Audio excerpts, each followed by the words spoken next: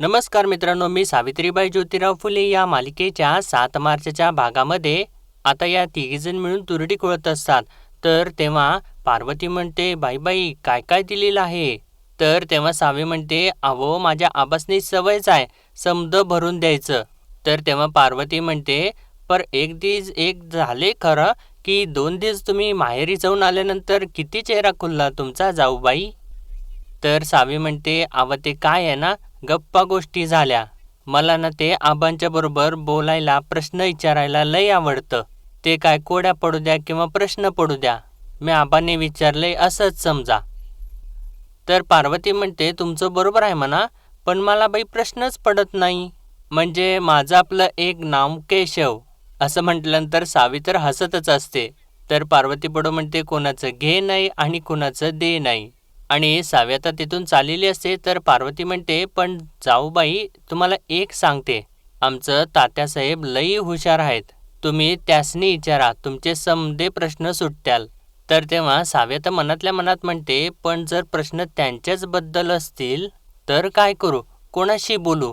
आणि असा विचार करत असताना तिला एकदमच एक कल्पना सुचते आणि ती म्हणते, हां असं केलं तर यांची शाळा सुरू होईल.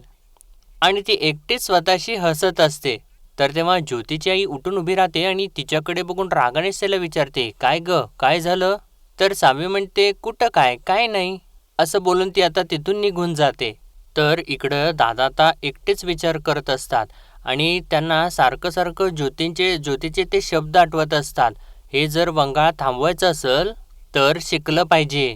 गोरासाहेब सोडून ते कुणाच्या समोर नमत्यात का, कारण गोरासाहेब शिकलाय.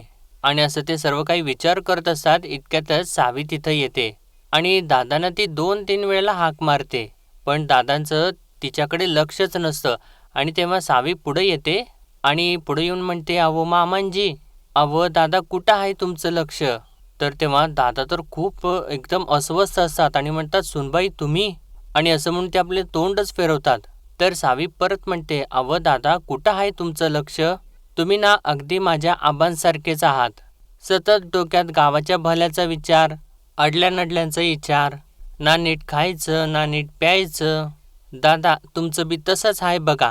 आता हे खाऊन घ्या दादा, आईनं सांगितलंय गेल्या गेल्या दादांना दे. अहो तिच्या हाताच्या साजोऱ्या खाल्ल्या ना तुम्ही, की तुम्ही म्हणाल की काय साजोऱ्या आहेत. पर पहिले बसा बघू तुम्ही. अहो दादा बसा की. आणि असं ती बोलत असते, पण दादा अजूनसुद्धा दुसऱ्या दिशेनेच बघत असतात आणि ते खूप अस्वस्थ असतात. तर सावी म्हणत असते, दादा असं खाण्यापिण्याकडे दुर्लक्ष करायचं नाही, येळीच्या येळी खायचं. म्या बघितलंय तुम्ही सकाळी न्याहारी नाही केली, पर आता हे तरी खाऊन घ्या. अव दादा पर माझ्याकडं बघा तरी, दादा माझ्याकडं बघा ना, असं म्हणून ती त्यांच्या हाताला धरून आपल्या दिशेने वळवते. आणि जेव्हा त्यांच्या डोळ्यात बघते तर त्यांचे डोळे पाण्याने भरलेले असतात. आणि दादा आता परत दुसऱ्या दिशेने वळतात आणि आपले डोळे पुसत असतात. आणि आता ते पलंगावरती बसतात आणि सावीला तर त्यांच्याकडे बघून धक्काच बसलेला असतो. आणि आता सावी विचारते, दादा तुमच्या डोळ्यात पाणी का. आणि दादा आता आपले डोळे पुसत पुसत सांगतात, सुनबाई तुम्ही अक्षी आमच्या आईवानी दम देतायसा. तर सावी विचारते, काय झालं दादा. तर दादा म्हणतात, ज्योतीची चिंता लागून राहिल्या, त्याच्या शिक्षणाच्या हट्टापायी उद्या भलतं काय झालं म्हणजे. सुनबाई पेशवाई व्यवहारातनं गेली तरीसुद्धा या भूदेवाच्या मनातनं नाही गेली. शिक्षणात बराबरी केली म्हणून ज्योतीच्या जीवाचं बरं वाईट बी करायला मागं पुढं बघणार नाहीत ती माणसं. शास्त्रानं शिकणं हा लय मोठा गुन्हा आहे, त्याला लय मोठ्या शिक्षा आहे ती. सुनबाई तुम्ही समजूतदार हायसा, तुम्ही ज्योतीच्या डोक्यातून हे शिक्षणाचं भूत काढून टाका. तर सावी म्हणते, म्या. तर दादा म्हणतात, होय ज्योती जेव्हा नायगावरनं आला की नाही तेव्हा शाळा नग म्हणत होता, तुम्ही बोललासा नव. तो मळ्यात निघाला, महागणपतीच्या मंदिरात गेला, पण काल एक ही अशी शेणूसुताराची घटना घडली आणि परत त्याच्या डोसक्यातून त्या शिक्षणाचं खूळ बाहेर उपाळून आलं. सुनबाई तुम्ही समजवा, जरी काटाराचं धोतर नेसणाऱ्या माणसाची पुण्यात ही अशी अवस्था होत्या, तर मग या ज्योतीची ही लोक काय करत्याल. असं त्यांनी सांगितल्यानंतर आता सावीला सुद्धा खूप मोठा धक्का बसतो. तर दादा पुढं म्हणतात, सुनबाई तुम्ही सांगा त्याला, सांगशिला का आणि मला सबूत द्या सुनबाई. तर सावी म्हणत असते, पर दादा आणि ती वेगळंच काहीतरी दादांना सांगायसाठी आलेली असते. आणि आता दादांनी हिला सांगितल्यानंतर तिला तर फार मोठा प्रश्न पडतो आणि दादा पुढे म्हणतात सावीला, "सुनबाई, यामध्ये आपल्या समद्यांचंच भलं आहे." तर सावी आता तो सगळा काही विचार करत मनातल्या मनात म्हणते, काय महत्त्वाचं आहे, नवऱ्याचं स्वप्न की कुटुंबाचं सुख? एकीकडं नवरा आणि दुसरीकडं दादा, कोणाचं ऐकावं म्या? तर असं ती मनात विचार करत असताना दादा तिला म्हणतात, तुमचं त्यो ऐकल सुनबाई, सबूत द्या मला. तर सावी आता म्हणते, बरं ठीक आहे दादा, मी यांच्याशी बोलते. आणि मित्रांनो, ती तर खूप मोठ्या कोड्यात पडलेली असते. तिला इकडे आड आणि तिकडं विहीर असं झालेलं असतं. आणि त्यानंतर ती एकटीच जाऊन बसते आणि त्या सगळ्या गोष्टींचा विचार करत असते. आणि तेव्हा तिला ज्योतीचे शब्द आठवत असतात. तो म्हणत असतो, आणि तूच विचारत होतीस ना, पुस्तकात एवढं ज्ञान असतं का? तर होय, पुस्तकात लई ज्ञान असतं. आणि तेव्हाच इकडे चुलीवरती दूधसुद्धा ठेवलेलं असतं. आणि त्यानंतर सावीला दादांचे शब्द आठवत असतात. ते म्हणत असतात, शिक्षणात बराबरी केली म्हणून ज्योतीच्या जीवाचं बरं वाईट करायला बी मागं पुढं बघणार नाहीत ती माणसं. आणि त्यानंतर ज्योतीचे शब्द आठवू लागतात. समधी नमत्यात तो गोरासाहेब सोडून. ते नमत्यात का? तर नाही, कारण गोरासाहेब शिकलाय. आणि त्यानंतर कीर्तनाच्या वेळी तो म्हणालेला असतो, सगळ्यांच्या समोर या बुवांनी कुलकर्ण्यांच्या पायाचं तीर्थ पिऊन दाखवावं हितच. आणि त्यानंतर आता हे शेवटचे नायगावमध्ये गेलेले असतात. तर तेव्हा बटूशास्त्री म्हणत असतात, खोटं आहे हे सगळं, काही खोटं आहे. तर ज्योती त्यांना म्हणालेला असतो, मग खरं काय आहे?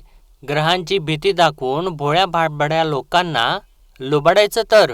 आणि त्यानंतर आता दादांचे शब्द परत आठवू लागतात, तुम्ही सांगा त्यांना, सांगशीला नवं? आणि हा सगळा काही ती विचार करत असते. आणि अखेरीकडे आता चुलीवरती जे दूध ठेवलेलं असतं ते ओतू जाऊ लागतं.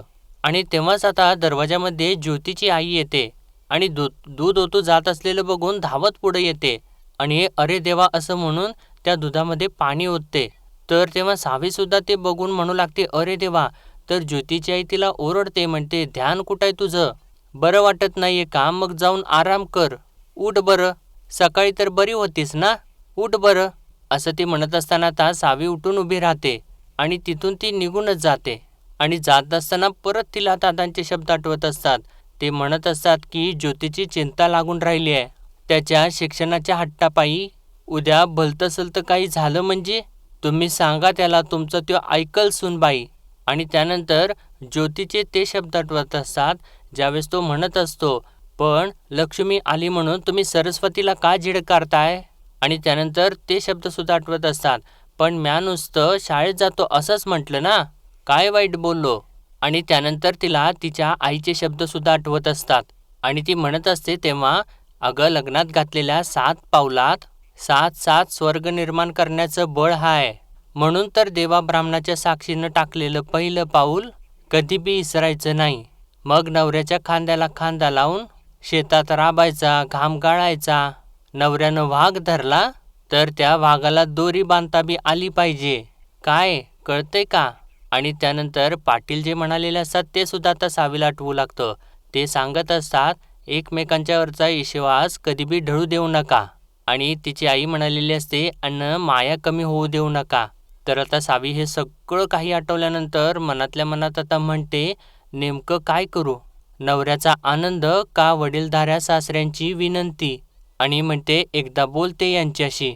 असा ती मनात विचार करत असते. तर तेव्हा पार्वती तिकडून तिला हाक मारते, जाऊबाई, अहो जाऊबाई, बाहेर हळद कुंकू घेऊन यावं.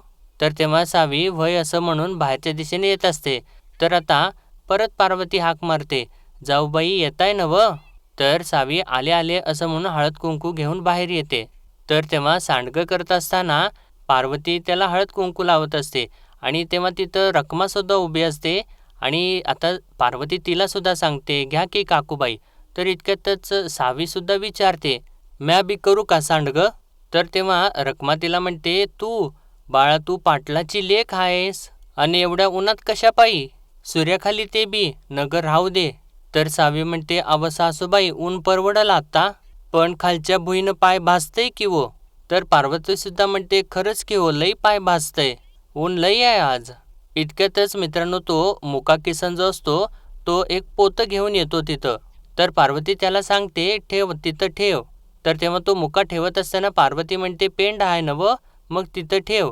आणि सावी त्याच्याकडेच बघत असते. तर तेव्हा तो दमून थकून तिथे बसतो आणि ती पार्वतीला म्हणते, म्या यासनी लाकडं तोडताना बघितलं होतं बिचारा. तर तेव्हा रखमा म्हणते, बिचारा बिचारा कशापायी, याला बी त्या शेणूसुताराच्या वर मस्ती चढली होती. तर सावी विचारते, काय झालं.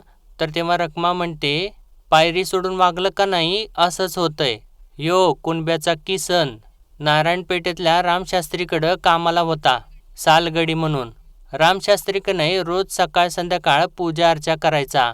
अजून ते तो बामणाचा मोठा मंत्र असतोय, तो गायत्री मंत्र का काय असतो तो मंत्र, ते मंत्र म्हणायचे.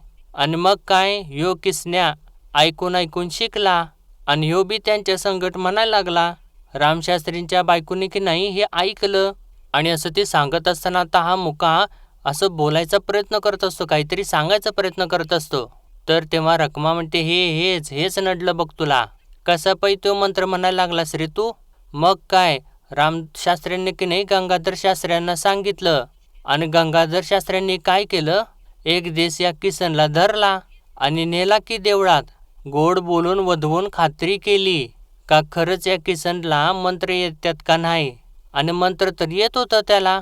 मग काय, पाजला शेंदूर आणि केला मुक्का. काय र, होय का नाही, असं ती त्या किसनला विचारते. तर तेव्हा किसन हो हो असं म्हणून सांगत असतो आणि समोर येतो आणि इशारने सर्व काही करून दाखवत असतो. आणि असं गुडघ्यावरती बसवलं आणि हात धरले, असं तो सर्व काही इशाऱ्यानेच त्यांना करून दाखवत असतो.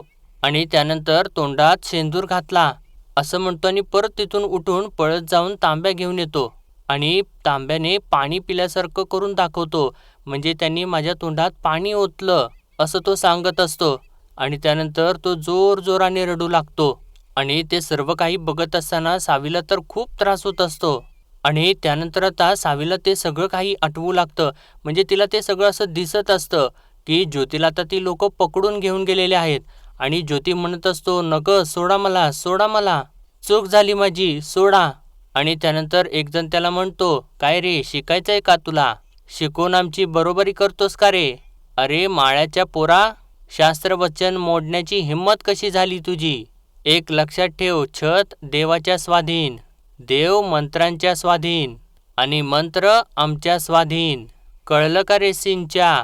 आणि एकजण म्हणतो, याची चांगली कणिक तिंबा, बराच सापडलाय, सोडू नका याला.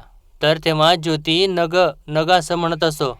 तर तेव्हा तो परत म्हणतो, शिकायचंय का तुला, आमच्या मांडीला मांडी लावून बसायचंय का याला, जन्माची अद्दल घडवा याला. तर तेव्हा गंगाधर शास्त्री म्हणतात, याला एकच शिक्षा, ज्योत्याच्या कानात उकळतं तेल होता. तर तेव्हा ज्योती आता ओरडू लागतो, म्हणतो, नग नग माफ करा मला शास्त्री बुवा, चूक झाली माझी, एक डाव माफ करा शास्त्री बुवा, नका असं करू. आणि तेव्हा शास्त्री बुवा काहीच ऐकत नाहीत आणि तिकडून उकळतं तेल घेऊन एकजण येऊ लागतो. तर तेव्हा ज्योती ते बघितल्यानंतर परत जोराने ओरडू लागतो, म्हणतो, नका शास्त्री बुवा, नका असं करू, अव चूक झाली माझी, नाही शिकणार मी आता, नका नका शास्त्री बुवा. असं तो बोलत असतो तरीसुद्धा त्याचं डोकं आता खाली दाबलं जातं आणि त्याच्या कानामध्ये ते उकळतं तेल ओतलं जातं. तर तेव्हा ज्योती जोराचा ओरडत असतो. आणि हे सगळं काही आता सावीच्या डोळ्यासमोरून जात असताना ती एकदम थक्क्यानेच गार झालेली असते आणि परत एकदम जोराचे डोळे उघडते आणि समोर हा मुका किसन जोराने दंगा करत असतो आणि त्याला खूप त्रास होत असतो. आणि सावी आता घाबरून आतमध्येच धावून जाते. आणि ते बघितल्यानंतर रखमाला आणि पार्वतीला धक्काच बसतो, त्यांच्या काही लक्षातच येत नाही. आणि आता सावीकडे आतमध्ये येऊन ती जोराने रडू लागते आणि ती म्हणते, दादा सांगतायत तेच बराबर आहे, आपल्याला ती शाळा नको, ती पुस्तकं सुद्धा नको, काही म्हणजे काहीच नको, उद्या काही बरं वाईट झालं तर, असा विचार करत करत ती डोळे सुद्धा पुसत असते. आणि तेव्हा तिला दादांचे शब्द परत आठवू लागतात, शिक्षणात बराबरी केली म्हणून ज्योतीच्या जीवाचं बरं वाईट करायला बी ती माणसं मागं पुढं बघणार नाहीत. आणि तेव्हा आता रखमाचे शब्द आठवू लागतात, गोड बोलवून वधवून खात्री केली का खरंच या किसनला मंत्र येतात का नाहीत. आणि मंत्र तर येत होते त्याला. मग काय, पाजला शेंदूर आणि केला मुक्का. आणि त्यानंतर तो किसन जो असतो तो सगळं काही करून दाखवत असतो. ते सगळं काही आता सावीला आठवू लागतं आणि त्या गोष्टीचा तिला खूप त्रास होत असतो आणि ती लगेचच धावत जाऊन दरवाजातून बाहेर कोणी आहे का नाही याची खात्री करते आणि परत खोलीत येते आणि ज्योतीची सगळी काही जी पुस्तकं असते ती गोळा करू लागते आणि त्यानंतर त्याची लेखणीसुद्धा घेते आणि ते सगळं काही एका मोठ्या कापडामध्ये बांधू लागते आणि त्याचं गाठोडं बांधते आणि मनात म्हणते, या वस्तू दिसायला चांगल्या, पर जीवावर कवा उठत्याल हे ठावं नाही, त्या परास या समोरच नको. असा सगळा काही विचार करून ते गाठोडं घेऊन तिथून बाहेरच्या दिशेने पळू लागते आणि त्यानंतर जेव्हा ज्योती खोलीमध्ये येतो तर तेव्हा तो सगळीकडे आपलं पुस्तक आणि लेखणी वगैरे सगळं काही शोधू लागतो.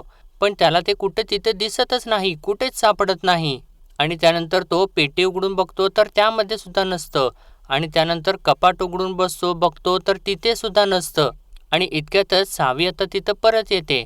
तर तेव्हा ज्योती आता तिच्याकडे जातो आणि तिला विचारतो, सावित्री, माझी दौत आणि टाक बघितलीस का तू? तर तेव्हा सावी त्याच्यासोबत खोटं बोलते, म्हणते दावत आणि टाक नाही हो. तर तेव्हा ज्योती म्हणतो, काल तुला दाखवलेली होती बघ. तर तेव्हा सावी म्हणते, होय का, असेल की इथंच कुठंतरी. तर तेव्हा ज्योती म्हणतो, बर बर, मला शोधायला मदत कर चल. तर तेव्हा सावी म्हणते, अव मला लई कामं आहे ती मी जाते आणि तिथून ती निघूनच जाते. तर ज्योती म्हणतो, कमाल आहे, मदत करायची सोडून मला टाळून गेली. तर इकडं दुसऱ्या खोलीमध्ये आल्यानंतर सावी म्हणते, अरे देवा, म्या लपवायला आणि यांनी शोधायला एकत्रच गाठ पडली. आता म्या काय करावं? आपण यांचं दौत आणि टाक लपवलंय हे जर त्यांच्या लक्षात आलं तर समजा घोटाळा होऊन जाईल. असं म्हणून ते गाठोडं ती उचलते आणि चाललेली असते इतक्यातच समोरून सगुणाऊ येते आणि ती आलेलं बघून ते गाठोडं लगेचच ती मागं लपवते आणि तेव्हा सगुणाऊला ते दिसतं की तिनं काहीतरी मागं लपवलेलं आहे आणि आता सगुणाऊ हळूहळू तिच्या जवळ येते आणि तिला म्हणते, काय ग बाई, काय रिकामटेकडे धंदे चालले तिथं? तर तेव्हा सावी म्हणते, काय नाही आहो, ते मी आपलं असंच बघत होते. तर तेव्हा सगुणाऊ म्हणते, ते आपलं असंच बघू काय आहे? तर तेव्हा सावी म्हणते, नाही आऊ, कुठं काय, असं म्हणून ती लपवतच असते. तर तेव्हा सगुणाऊ म्हणते, सावित्री, काय झाले, तू अशी गोंधळल्यासारखी का दिसतेस? तर तेव्हा सावी म्हणते, काय नाही आऊ, कुठं काय? तर तेव्हा आता सगुणाऊ तिला बोटच करते आणि म्हणते, मला खरं खरं सांग, काय झालंय ते? आणि म्हणते, काय लपवतीयस? आणि असं तिनं विचारल्यानंतर आता सावी ते गाठोडं समोर आणते आणि पुढं पलंगावरती ठेवते. तर तेव्हा सगुणाऊ विचारते, काय आहे ते? तर सावी त्यात उघडून दाखवते आणि म्हणते, आऊ, म्या यांचं दौत आणि टाक लपवून ठेवलं. तर सगुणाऊ म्हणते, त्याचं दौत आणि टाक लपवलंस? का लपवलंस? तर सावी म्हणते, मला भीती वाटली. तर सगुणाऊ विचारते, कशाची भीती वाटली? तर सावी तर सांगू लागते, म्हणते, आऊ, मी त्या मुक्याला बघितलं, त्याची परवड ऐकली, त्यांनी फक्त मंत्र म्हटल्यावर मग त्यासनी शेंदूर पाजला. लोकांना शिकलेलं आवडत नाही आऊ, शास्त्राला ते धरून नाही, मग का असं करायचं? तर सगुणाऊ म्हणते, त्याचा धसका घेतलास वय? तर सावी म्हणते, अन दादा बी म्हटलं होतं की घराच्या भल्यासाठी मला यांच्या डोक्यातलं शिक्षणाचं खूळ काढावंच लागल, मग म्या तरी काय करावं, म्हणून मी त्यांचं दौत आणि टाक लपवलं. तर तेव्हा सगुणाऊ तिला म्हणते, हे बराबर नाही केलं तू त्याचं त्याला परत देऊन टाक बघू. तर सावी म्हणते, न्याय, म्या नाही देणार. तर सगुणाऊ म्हणते, अगं ऐक माझं, दे त्याला परत. तर सावी म्हणते, नाही, म्या नाही देणार राहू. तर सगुणाऊ म्हणते, ज्योतीला हे आवडायचं नाही बरं असं. तर सावी म्हणते, नको आवडू द्या, काय करतील ते, ओरडतील, चिडतील, ते समज ठाव आहे मला. तर सगुणाऊ म्हणते, सावित्री, असं टाक आणि दौत लपवून ज्योती थांबणाऱ्यातला नाहीये, तू त्याला अजून ओळखलं नाहीस, तो ज्योती आहे, हे असं सगळं करून तो काही थांबणार नाही बाई. आणि असं ते सर्व काही सांगत असते मित्रांनो. आणि आजचा भाग इथेच संपतो आणि पुढील भागामध्ये आपण पाहणार आहोत. आता ज्योती इकडं जमिनीवरती लिहित असतो आणि तेव्हा सावी तिथं येते. तर ज्योती म्हणतो, कोणी माझं दौत आणि टाक लपवलं तर माझं काही अडणार नाही आहे. तर सावी म्हणते, मला बोलताय का? तर तेव्हा ज्योती हसत हसत तिला म्हणतो, म्हणजे तू लपवलेस का? तर तेव्हा सावी एकदमच वय असं म्हणते आणि परत लक्षात आल्यानंतर नाही नाही असं म्हणते. तर नेमका आता इकडं कृष्णाजी कारकून जे असतात ते त्यांच्या बायकोला सांगत असतात, गणपती मंदिरात जाऊन आलो. तर त्यांची बायको म्हणते, अचानक? तर तेव्हा कृष्णाजी कारकून म्हणतात, गोविंद माळ्यांचा ज्योत्या मंदिरात हिशोब मागायला गेला होता आणि सावध असलेलं बरं. आणि इकडे आता ज्योती ते सगळं काही गाठोडं घेऊन येतो आणि म्हणतो, त्या कोपऱ्यात मांडलेला हिशोब आहे ना, तो पुसला जाणार नाही, याची काळजी घे. आणि त्यातलं एक एक अक्षर, एक एक आकडा पुसला गेला तर पुन्हा मिळणार नाही, मग मात्र त्याला तू जबाबदार असशील, असं तो सर्व काही सावीला सांगत असतो. तर मित्रांनो, आजच्या पुरतं एवढंच आणि भेटूया परत उद्याच्या भागामध्ये. तोपर्यंत आपल्या व्हिडिओला लाईक, शेअर आणि सबस्क्राईब नक्कीच करा. धन्यवाद.